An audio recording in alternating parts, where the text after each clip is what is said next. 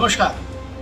आज सुबह एक आंकड़ा देख रहा था मैं। उत्तर प्रदेश में डीएलएड के 2023 के बैच के लिए ऑनलाइन रजिस्ट्रेशन की प्रक्रिया चल रही है, यानी डिप्लोमा इन एलिमेंट्री एजुकेशन। इसको सरल अर्थों में समझिए, यानी प्राइमरी स्कूल में अध्यापक की भर्ती के लिए ये प्रशिक्षण अनिवार्य है। 2 तारीख लास्ट डेट है, 2 सितंबर, ऑनलाइन फीस जमा करने की, रजिस्ट्रेशन करने की। और अब तक 5 लाख से ज्यादा लोग नौजवान रजिस्ट्रेशन करा चुके हैं। उम्मीद की जा रही है कि 2 तारीख तक ये संख्या 6 से 7 लाख के बीच में कहीं हो जाएगी। अब आप सोचिए कितना नौजवान डीएलएड, केवल डीएलएड के लिए अप्लाई कर रहा है। इसमें सरकारी, उसमें शायद मेरे ख्याल से 2,40,000 के आसपास बच्चों को रजिस्ट्रेशन मिलेगा, मतलब एडमिशन मिलेगा। 2 साल उसमें लगेंगे। हर साल इतने बच्चे पास आउट होकर निकलते जाएंगे डीएलएड करके, और भर्ती कहाँ है?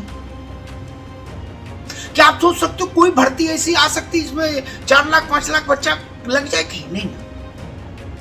ये तो करंट बैच का जो बैकलॉग है, जो पहले के लाखों लाख बच्चे किए हुए हैं, वो कहां जाए?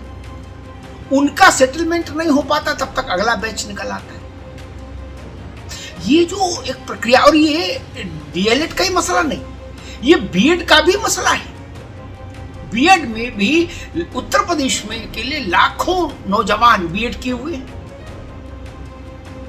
लाखों कर रहे हैं और लाखों करने के प्रत्याशा में है। भर्ती कहां है?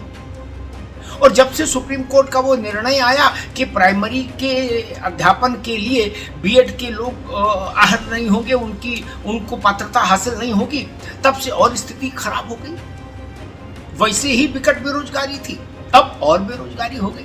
क्योंकि जब आप प्राइमरी से ऊपर जाते हैं तो उसमें बहुत जो पद हैं वो प्रमोशन से भी भर जाता है, उसका एक बड़ा हिस्सा। यानी जो प्राइमरी पढ़ा रहा है 1 से 5 तक, वो ही 5 से 8 वाले में प्रमोट होकर चला जाता है, और 8 से 12 वाले में प्रमोट होकर चला जाता है। तो नई भर्ती उसमें सीधी बहुत कम आती है, जो बीएड के लिए रास्ता खोले। ये मैं सोच रहा था कि भर्ती है नहीं, और प्रशिक्षण की दुकानें गली गली, मोहल्ले मोहल्ले, कस्बे कस्बे खुल गई उत्तर प्रदेश में, क्या पूरे देश में। ये क्यों?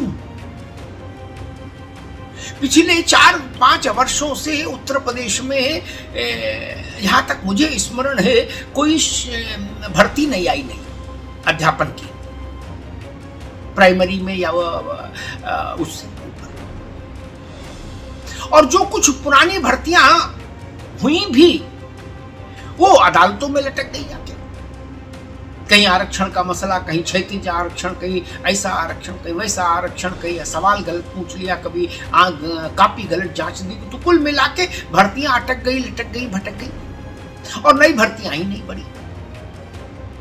लेकिन डीएलएड और बीएड का कारोबार यथावत जारी है। चरे वेती, चरे वेती, करे वेती, करे वेती। घर बेचकर, खेत गिरवी रखकर माता पिता बच्चे को डीएलएड करा रहे हैं, बीएड करा रहे हैं कि बच्चा मास्टर हो जाएगा। लेकिन क्या कहीं उम्मीद दिख रही है आपको? फिर हम कोर्स क्यों करा रहे हैं? और लगातार ये संख्या बढ़ती जा रही है। अभी मैंने इसीलिए एक आंकड़ा आज जब सुबह देखा तो मैं चौंका। मैंने कहा कि आज बात करूंगा आप लोगों से इस पर। 6 लाख बच्चा है, अप्लाई कर रहा है रजिस्ट्रेशन के लिए डीएलएड में। कहीं खप सकता है क्या? नहीं ना। फिर क्या होगा? कहां जाएगा? अपने जीवन के 2 वर्ष यहां खराब करने के बाद? ये बड़ा प्रश्न है। सरकार को इस पर चिंतन करना चाहिए कि क्या उत्तर प्रदेश में कुछ समय के लिए डीएलएड और बीएड के प्रशिक्षण देने वाले अनगिनत जो असंख्य संस्थान उगे आए हैं जगह जगह यत्र तत्र सर्वत्र, उनको कुछ समय के लिए स्थगन मोड में लाके डाल देना चाहिए कि भाई जब तक पहले वालों का कुछ नहीं हो जाएगा तब तक का नया प्रशिक्षण मत करें। एक उदाहरण देता हूं, स्टेशन पर यात्रियों को संभालने की कुल क्षमता अगर 10,000 है तो 10 और बाहर गेट पर आ जाए 20,000, तो क्या करना चाहिए? रोक देना चाहिए ना 10,000 के बाद, क्योंकि नहीं तो अव्यवस्था फैलेगी। वैसे ही जब हमको पता है कि भर्ती निकलनी है तो छुटपुट निकलनी है, 50,000 की भर्ती भी निकले तो समझिए दिगंत तक नगाड़ा बजने लगता है कि बड़ी भर्ती आ गई, और बच्चे बैठते हैं उसमें 20 लाख 25 लाख अप्लाई करने के लिए। क्या कोई अनुपात समानुपात को देखेंगे कि नहीं? और सरकार जब सदन में जाती है तो उससे पूछा जाता है कि भाई नई भर्ती क्यों नहीं आ रही है? अध्यापकों की कमी है बेसिक शिक्षा परिषद के स्कूलों में, तो सरकार कहती है अनुपात और समानुपात सब ठीक है।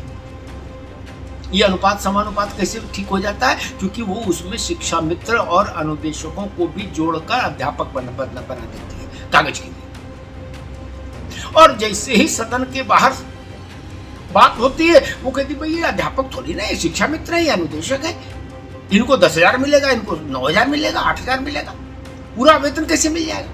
यानी जब संख्या दुरुस्त करनी हो, कागज का पेट भरना हो, तो शिक्षा मित्र भी अध्यापक, अनुदेशक भी अध्यापक, सम्मानित अध्यापक, और जब मानदेय देना हो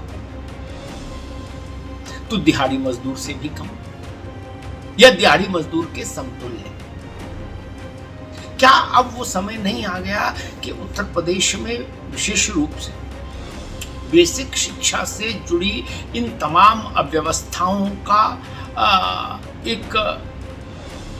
को लेकर एक ओपन हार्ट सर्जरी जैसा बड़ा ऑपरेशन होना चाहिए? ऐसे संस्थानों को उस समय के लिए स्थगित करना चाहिए जो प्रशिक्षण का काम करा के एक फौज की फौज लौट की लौट नौजवानों का हर बार उतार रहे हैं सड़क पर, और बाद में उनका भविष्य अंधकारमय हो रहा है। ये बड़े सवाल है। मुझे लगता है कि सरकार को इस पर चिंतन करना चाहिए, मनन करना चाहिए, और कोई एक रास्ता ऐसा निकालना चाहिए ताकि नौजवान को निराशा के भंवर से बाहर निकाल सके। जब तक हमारा युवा नैराश्य के सागर में गोते खाता रहेगा तब तक हम उन्नत उत्तर प्रदेश और समृद्ध भारत की कल्पना को साकार कर पाएंगे, इसमें